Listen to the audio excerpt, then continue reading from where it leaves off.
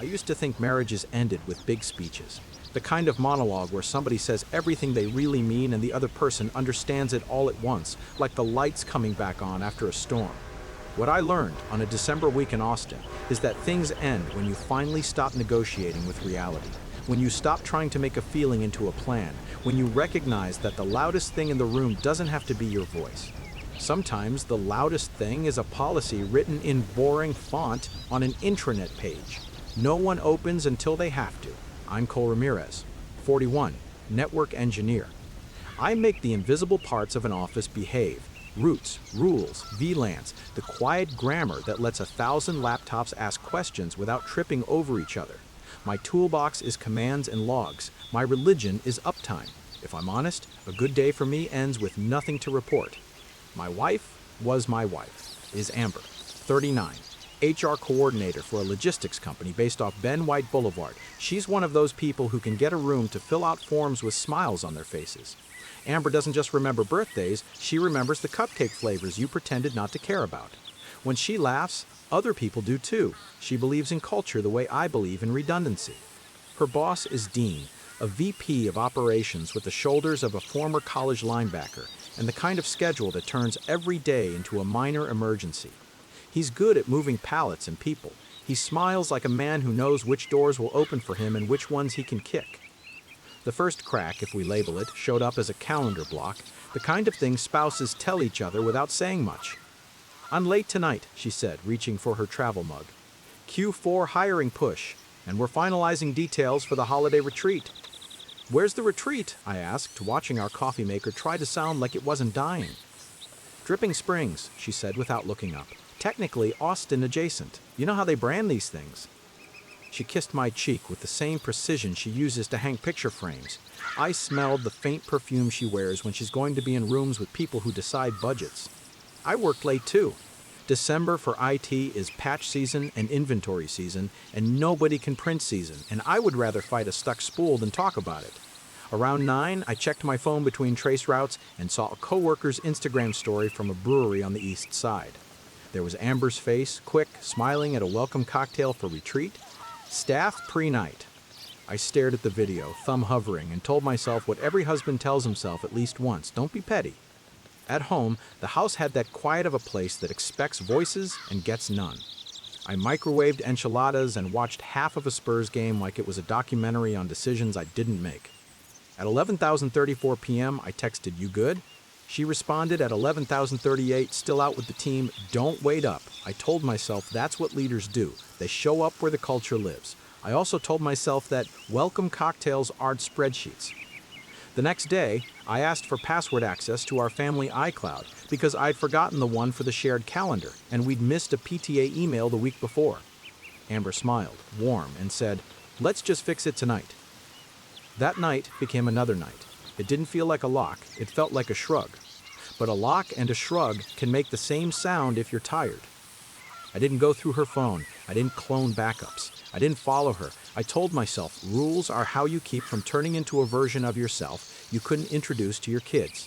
I kept my hands on corporate things and public things, places where my curiosity wasn't a trespass. That weekend, I made huevos rancheros and tried to learn the TikTok dance my daughter insisted I at least attempt. Amber watched us, smiled, and laughed, and for 15 minutes everything looked like a car commercial where no one ever has to find parking. Then her phone buzzed on the counter. I glanced without meaning to. It was a Teams notification, banner but no preview. The initials on the circle, DW. It burned for about 6 seconds. Then it cooled into something worse, the sense that you already know the ending and are bargaining for a different screenplay. I went outside under the carport and looked at the sleepy line of cedar elm in the neighbor's yard, like it could tell me if I was being dramatic. On Monday, I booked a consult with an employment lawyer. Not a divorce lawyer, not yet. An employment lawyer, her name was Rhea Patel. She had the calm of a person who could read 3 tabs of a spreadsheet and tell you exactly which cells were about to catch fire. "You're not my usual client," she said, taking notes on paper with a pen that cost exactly as much as it should.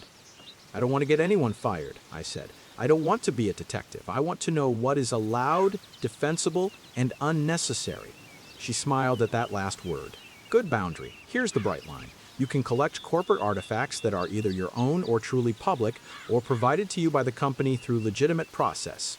You can't invade her personal device. You can't shoulder surf. You can take screenshots of internal policies. You can print the no fraternization clause. You can, if you have access as an employee, export the calendar's event history if the calendar is a corporate resource. And you can address the company through compliance. Keep your hands clean. Keep your tone boring. The boring? Judges like boring. Compliance loves boring. Juries trust boring.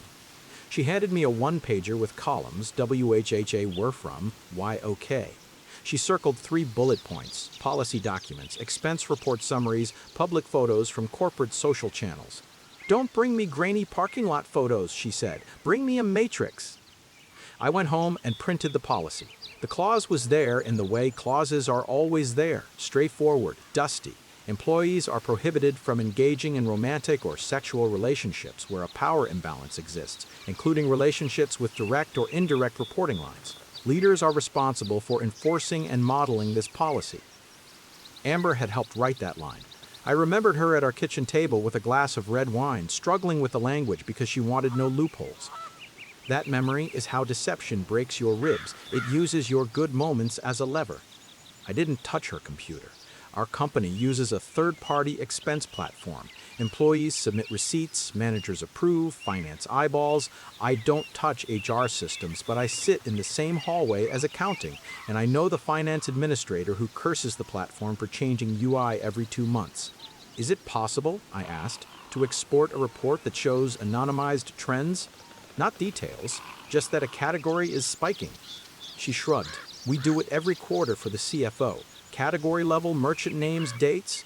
She looked apologetic for existing in the same building as my marriage. We don't do names unless we have to. I didn't ask for names. I asked for a holiday retreat vendor scan, a report that shows date ranges, merchant categories, and whether those were personal reimbursements or corporate cards.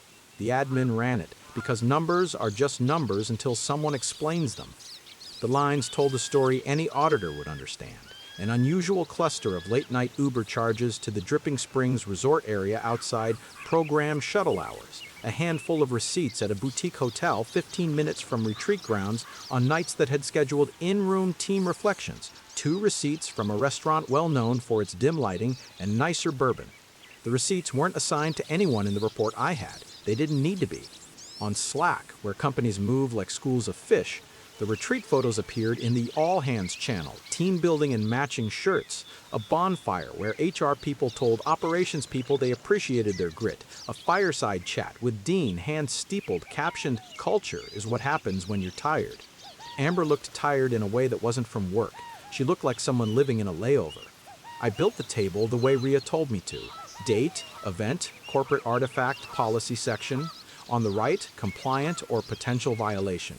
I stuck to corporate and public artifacts, Slack photos, the retreat schedule, PDF Amber had emailed to both of us from her work account to coordinate our kid pickup, Uber charges in the report view, the policy copy, my own calendar entries for the nights she said she'd be late and what the photos showed instead. I didn't editorialize. I didn't add, I felt like I was losing my best friend.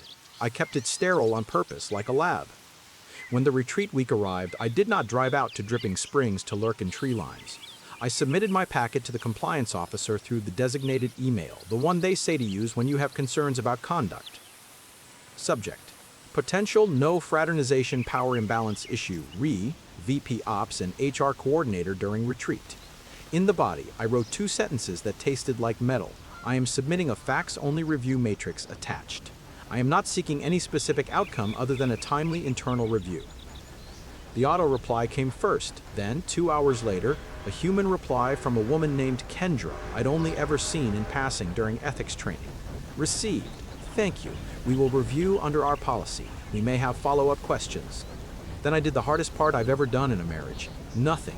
I picked up my son from robotics. I watched my daughter nail a back handspring that made her look like physics was letting her borrow something. I set their plates on the table. I told myself a sentence I repeated like a prayer. I don't need to shout when there's a policy. That night, Amber called from the retreat, voice soft like hotel carpets. "Long day," she said. I could hear the hum behind her, the signature of ballrooms after a mic check. "We did breakout sessions on leadership. Dean wants to pilot a mentorship program." "Sounds like you," I said. You're good at building people. She told me she'd be late. I told her the dog missed her. We did the dance of two people who still know the steps. The next morning, Kendra scheduled a brief intake call. 10 minutes on Teams. Her face was expressionless in the way of people who have learned not to give away anything with an eyebrow. I want to confirm that none of these artifacts are from personal devices, she said. They are corporate or public, I said. And the calendar invite PDF came from Amber's work email to our shared family account. You are an employee, she said, confirming. Yes, I said. Thank you, she said. We will proceed. I did not bring up names. I didn't need to. Compliance is about patterns, not poetry. By that afternoon, I heard from a friend in ops that Dean had been pulled from a trust circle event. Something about a phone call, the friend said, trying to sound like this was not about gossip. Probably a vendor thing, I said, and changed the subject to warehouse Wi-Fi because some muscles are better than others. Amber texted me at 5:12 p.m. Did something happen with Dean? I wrote back, you tell me. She didn't respond for 30 minutes. Then, compliance pulled him for a policy check. People are freaking out. I did not dance in my kitchen. I defrosted chicken and cried in the pantry where the kids wouldn't see me. Not because I was happy, but because going from crazy to confirmed is its own grief. When she got home the next day, she looked smaller. Winter in Austin isn't real winter. This felt like real winter. Someone sent compliance a report, she said, dropping her bag on a chair like it might break the chair back. Compliance doesn't tell me who reports, I said, which was true. She studied me. Was it you? I submitted corporate facts, I said, calm even. I didn't ask for your phone. I didn't ask for your texts. I didn't become someone I hate. Her eyes filled the way lakes do when you forget they are fed by something underground. It's complicated, she said. It isn't, I said gently. Not to policy, not to marriage either. She looked at the fridge, at our kids' report cards held up by a magnet that says, I'm tying my best. We can fix this, she said. We can rebuild. We can do therapy. We can do therapy, I said, but I'm filing for divorce. She sat down abruptly. Cole, I'm not doing a show, I said. I'm not posting anything. I'm not humiliating you. We're going to mediate. We're going to protect the kids, and we're going to do it without a public fight. She covered her mouth and nodded, and for a second, I saw the woman who taught me to like cilantro. I hired a divorce attorney who spoke with verbs. Alondra. She said, mediation, plan, document, and not once did she say, burn. I told her about the compliance situation, and she blinked once like a camera focusing. Keep them separate, she said. You don't use compliance to score points. You file clean. Custody first, property second, pride never. Amber asked for a second chance that sounded like a song I wanted to hear in March, but not in December. We don't have to throw it all away, she said. We're not throwing it away, I said. We're putting it down. The company did what companies do when policy finds a person. They launched an internal investigation with outside counsel, put Dean on leave pending results, and temporarily reassigned Amber away from any chain that connected to him. HR investigating HR is tricky. They outsourced the parts that needed a scalpel. Kendra sent me one email. We want to assure you that all reports are handled under our non-retaliation policy. It was corporate, bland, and the only thing I needed to know. Mediation happened the way quiet disasters do, in a room with good lighting and a neutral rug. The mediator was a man named Rick who looked like everyone's baseball coach and used words like pathway. We made a parenting plan that didn't punish anyone for having a job. We split holidays. We agreed on bedtime calls and how to handle new partners one day without making our kids feel like visitors in their own lives. We split assets like adults who remembered once loving each other. She kept the house because it was closer to her mother and our kids' school. I took more of the 401 clo because numbers keep me warm. We itemized furniture like it had never been furniture, just inventory. We argued about nothing expensive and cried about nothing practical. Can we add a clause, Amber asked at the end, voice steady, about not talking about each other online? Yes, I said, relieved. Yes, we can. The last hour, the mediator asked if we wanted to make a joint statement to friends. That made me laugh inappropriately. We're not famous, I said. Famous to some small circle, he said. That's where the trouble lives now. We wrote a 3-sentence text that basically said, we're separating with respect. The kids are our focus. Please don't make this into a team sport. People responded like they do, some with too much love, some with too much silence, a few with silence that tasted like opinion.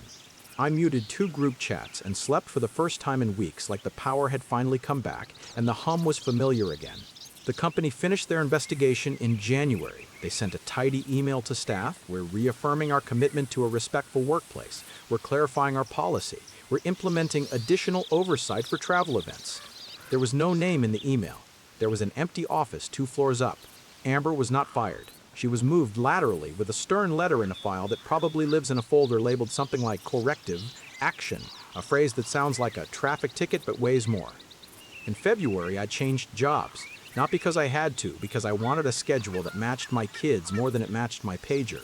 A data center on the north side, 410s, Fridays off. I started keeping my phone in a drawer after 6 unless something beeped for a reason humans would respect. On the first Friday of my new schedule, I took my son to the Greenbelt and we threw rocks into water like that could count as therapy. He asked if mom was in trouble at work. I told him a sentence I rehearsed in the shower. Adults have rules and sometimes we break them and we learn and we fix it. He nodded like he understood and then asked for tacos. At school pickup the following week, a mom I barely knew made a face like gossip hurts her cheeks and said, "Are you okay?" I said, "We're okay because you can tell the truth without telling everything." Amber and I texted the way good co-parents learn to. Short, clear, no landmines. When the kids were with her, she sent pictures. When they were with me, I did the same. We didn't use them like proof. We used them like gifts. In March, the company announced they were changing their approach to off-site events.